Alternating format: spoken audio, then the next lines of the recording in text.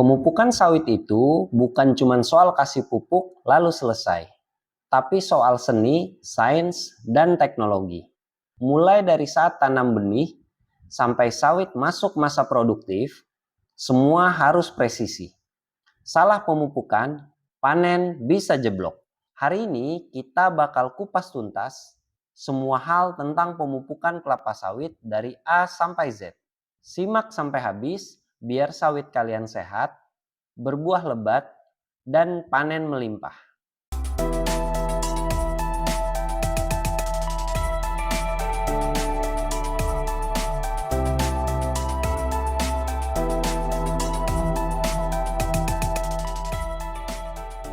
Setelah membahas hal yang ngeri-ngeri sedap di video sebelumnya, hari ini kita membahas hal yang lebih aman, tapi sangat penting untuk petani sawit, yaitu pemupukan sawit.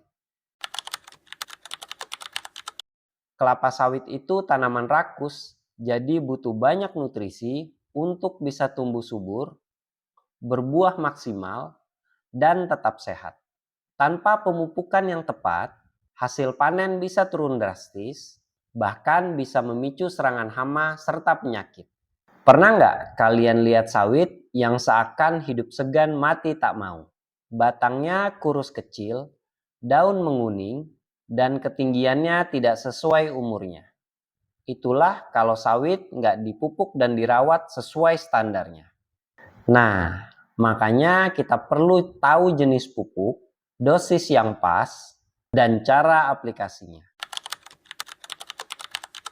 Dalam dunia sawit, ada 5 unsur hara yang wajib kita berikan, yaitu nitrogen, fosfor, kalium, magnesium, dan boron. Dan ini jenis-jenis pupuk yang sering digunakan. Urea untuk nitrogen, TSP atau SP6 untuk fosfor, MOP atau KCl untuk kalium, kieseret untuk magnesium, dan borat untuk boron.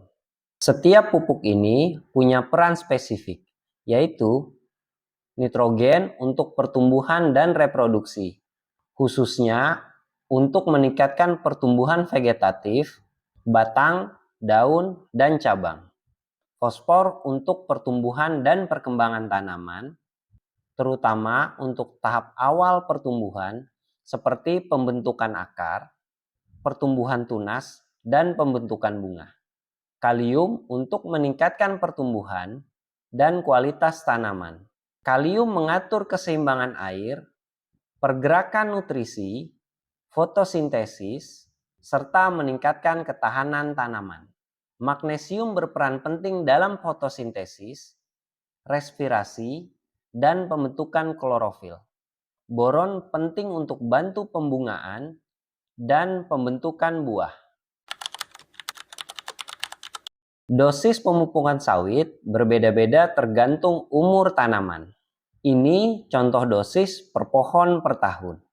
Untuk TBM1, urea 0,2 kg, SP36 0,15 kg, MOP 0,25 kg, kieseret 0,1 kg, dan borat 10 gram. Untuk TBM2, urea 0,4 kg, SP36 0,3 kg, MOP 0,5 kg, kieseret 0,2 kg, dan borat 15 gram.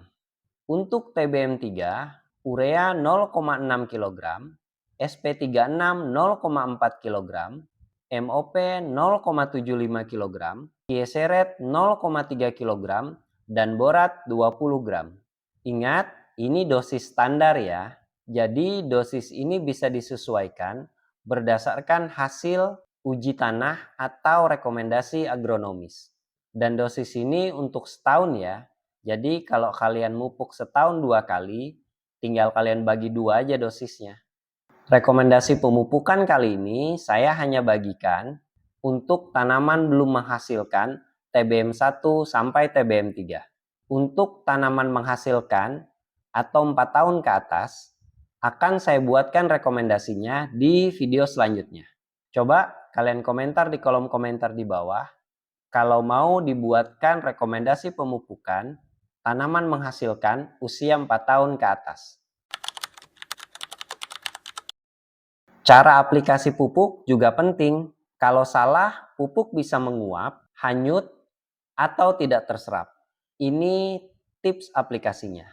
Taburkan pupuk 30 cm sampai 50 cm dari pangkal batang secara melingkar.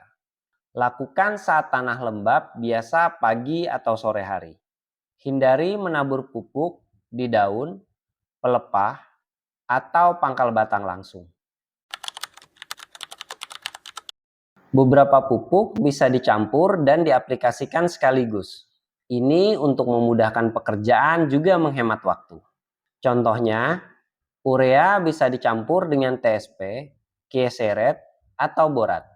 TSP atau SP36 bisa dicampur dengan urea, KCl, kieseret, atau borat. Sementara kieserit cocok dicampur dengan hampir semua pupuk utama. Pupuk yang kompatibel ini bisa dicampur kering, tapi harus diaplikasikan secepat mungkin.